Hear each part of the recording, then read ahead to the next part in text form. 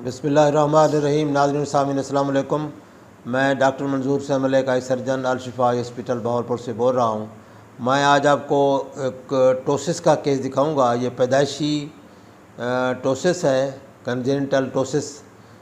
इसके अपर लिड जो है ना वो ड्रूपी हैं, नीचे गिरे हुए हैं शुरू से, बचपन से। तो अब इन्होंने मेरी वीडियो वगैरह देखी हैं तो इनको ख्याल आया कि इसका ऑपरेशन किया जाए, तो इसको अपर लिड जो है इनको सीधा किया जाए, ठीक किया जाए। अब इनकी उम्र है तकरीबन 40 साल। तो इनका फिर हमने ऑपरेशन किया है। आप देख सकते हैं पहले वाली तस्वीर में कितना ज़्यादा आँखें झुकी हुई हैं। और ऑपरेशन के बाद माशाल्लाह अभी ये तकरीबन हफ्ता 10 दिन के बाद के रिज़ल्ट्स हैं ये।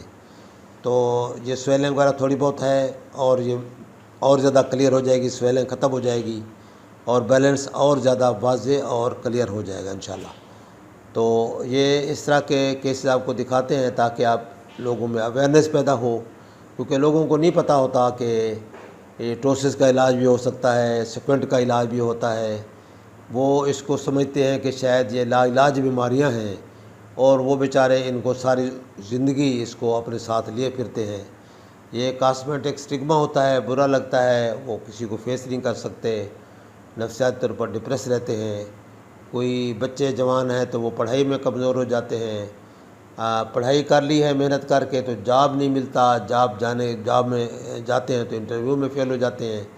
तो उनका कॉन्फिडेंस लेवल ही डेवलप भी नहीं होता और शेकी होता है। तो इसलिए ये अगर इस तरह का किसी में मसला है तो उसको बर वक्त इलाज करा लेना चाहिए, ताकि अपना जो कॉन्फिडेंस है इंसान का वो बहाल रहे और इंसान में जो अपने पोटेंशियल्स हैं वो उसको सही अवेल कर सके, मेहनत, कोशिश और अपने कॉन्फिडेंस के साथ।